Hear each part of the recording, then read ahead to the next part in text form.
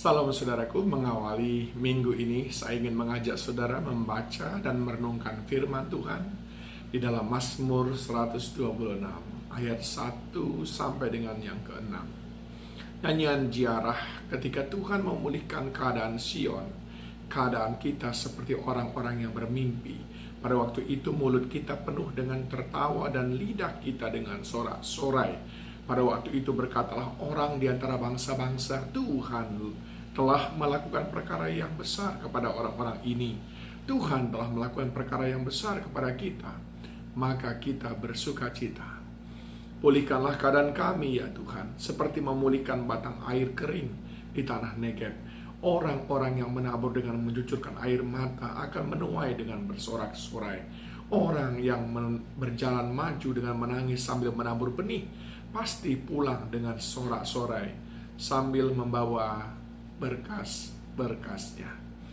Judul di sini diberikan Lembaga Alkitab Indonesia adalah Pengharapan di Tengah-Tengah Penderitaan. Saudaraku yang dikasihi Tuhan, mengawali minggu ini, saya ingin menyampaikan hal yang penting bagi kita. Yang pertama adalah Tuhan menetapkan waktu untuk mengakhiri penderitaan dan membawa pengharapan ke dalam kehidupan kita. Tuhan memiliki waktu untuk itu. Oleh sebab itu dibutuhkan kesabaran. Pada waktu Tuhan melakukan pemulihan itu, maka yang terjadi apa saudaraku? Keadaan kita seperti orang bermimpi. Artinya engkau tidak pernah membayangkan hal yang Tuhan mau lakukan itu sesuatu yang melebihi apa yang kau sanggup pikirkan. Apa yang tidak pernah timbul dalam hatimu, tidak pernah timbul di dalam perkataanmu, tidak pernah timbul, tidak pernah engkau lihat, tidak pernah engkau dengar. Seperti itulah kelak yang Tuhan sediakan. Sebuah pemulihan yang luar biasa, asalkan engkau tetap dalam penantian dengan sabar. Bahkan dia mengatakan Tuhan akan menggantikan kain kabung dengan tari-tarian. Engkau akan tertawa dan engkau akan bersorak-sorai. Sesuatu yang sangat kita rindukan. Bahkan dia berkata, Tuhan akan melakukan perkara-perkara yang besar, melakukan perkara yang ajaib, sehingga hidup kita penuh sukacita. Ingat, ketika Tuhan melakukan pemulihan, dia melakukannya dengan dahsyat. Seperti kita bermimpi, tidak pernah engkau lihat, tidak pernah engkau pikirkan, tidak pernah timbul dalam hatimu. Itu yang Tuhan sediakan bagimu. Yang kedua, dia akan menggantikan kain kabungmu dengan tari-tarian dan sukacita. Dan yang ketiga, Allah mengerjakan perkara-perkara yang besar. Nah pertanyaannya, kepada siapa Allah melakukan hal itu? Ketika semuanya orang saat ini sedang melihat ada ancaman penderitaan, ada potensi kesulitan yang besar di depan mata. Semua kita menantikan firman ini digenapi. Tapi kepada siapa Tuhan akan menggenapinya?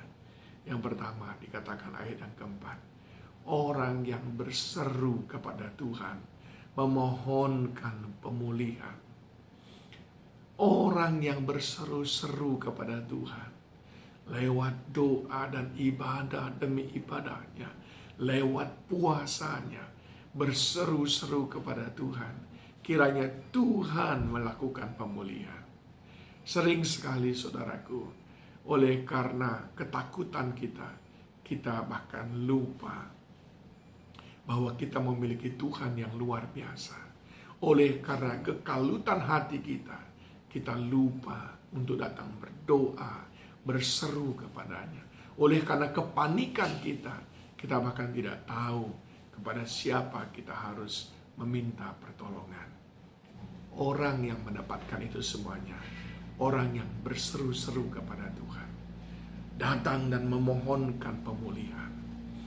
Yang kedua, orang yang menerima pemulihan itu adalah orang yang tetap menabur, orang yang tetap melakukan pekerjaannya, melakukan bagiannya. Kalau Musa tidak melakukan bagiannya untuk mengulurkan tongkat, maka laut Taberaut tidak terbelah, saudaraku. Kalau anak kecil itu tidak melakukan bagiannya, memberikan 5 roti 2 ikan, maka tidak ada sisa 12 bakul, saudaraku. Kalau janda Sarfat tidak melakukan bagiannya, menyerahkan segenggam tepung, maka tidak terjadi kelimpahan, semua buli-bulinya penuh. Lakukan bagian kita, maka Tuhan akan melakukan bagiannya. Dan yang ketiga, siapa yang mengalami pemulihan tepat pada waktunya? Yaitu mereka yang terus berjalan dengan tekun. Mereka yang terus melangkah dengan tekun. Keep moving forward. Sekalipun banyak godaan untuk berhenti, sekalipun banyak ajakan untuk angkat tangan, naikkan bendera putih, terus berjalan. Sekalipun banyak ejekan yang bertanya, di mana Tuhanmu itu, di mana Allahmu, kok belum juga menolongmu, tapi terus melakukan bagian kita. Tidak undur, tidak lemah, tidak putus asa. 3 hal ini yang akan mendatangkan pengharapan baru karena pemulihan yang dari Tuhan. Berseru kepada Tuhan, lakukan bagian kita, tetap dengan tekun berjalan bersama dengan Tuhan. Apapun yang terjadi, maka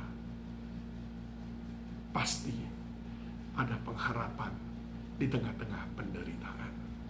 Selamat memulai minggu yang baru. Doa saya, engkau mengalami pengharapan yang baru, engkau mengalami pemulihan. Tuhan Yesus memberkati.